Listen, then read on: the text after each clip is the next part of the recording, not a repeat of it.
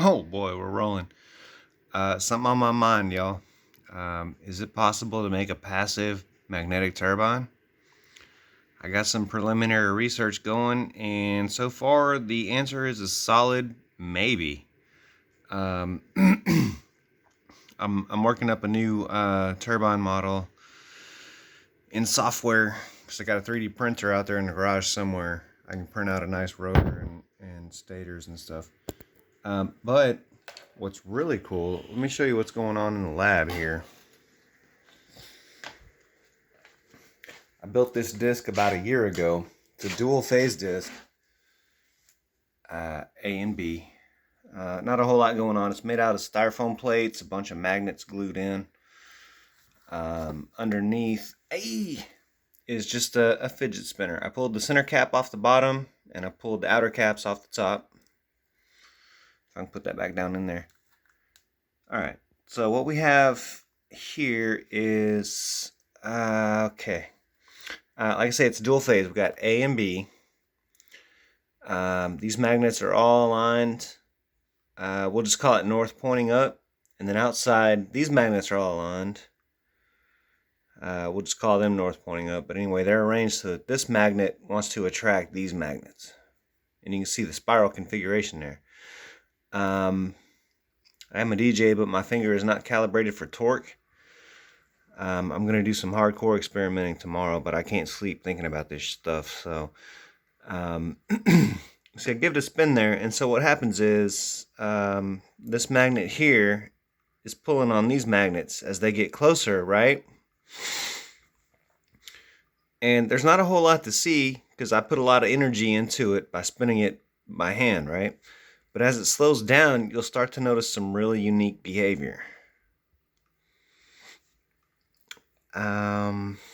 What else was I going to say while we're waiting for the show to start? I'm not trying to sell nothing. I don't have blueprints for this. I'm just kind of experimenting around like a goof off. You know, my plastic tub is not calibrated. My cardboard plates are not calibrated. Nothing like that. Okay, here we go. Time for some action.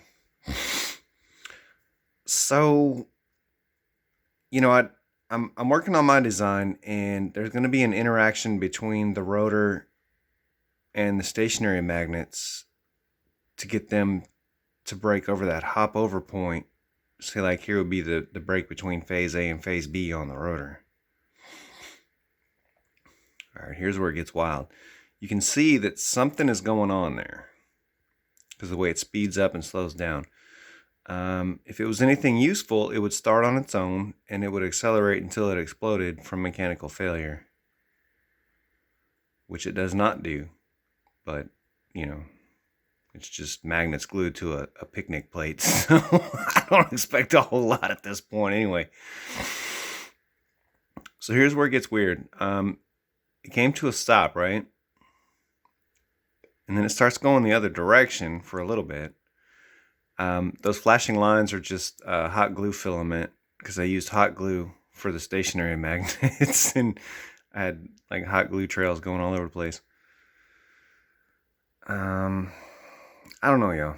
I don't know if it can work passively. I think it can, but greater minds than mine have tried it. And like I say, my original design, there was an active mechanical system to, we'll just call it, adjust the stationary magnet. So they're not exactly stationary, but there's something based on the wheel, almost like a cam, that kind of changes the orientation of the stationary magnets, as it were, on the stator. So I don't know, man. Is a passive magnet turbine possible?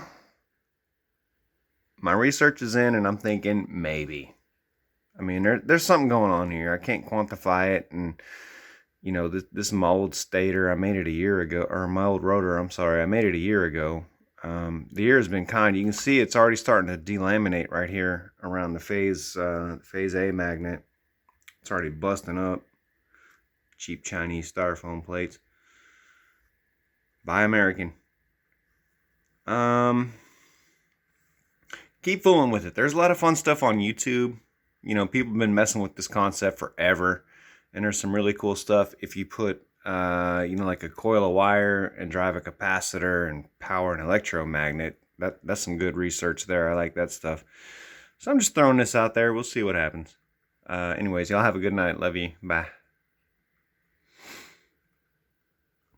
Well, hell, we'll let it wind down one more time.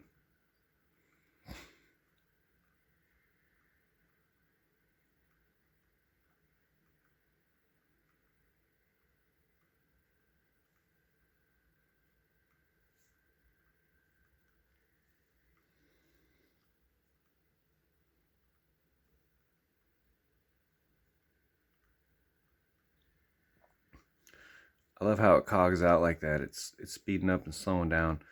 But it's weird. I did a couple of test runs earlier, and it never stops in the same place. So it's not like it's a balance thing. I don't know what's going on. Something's weird.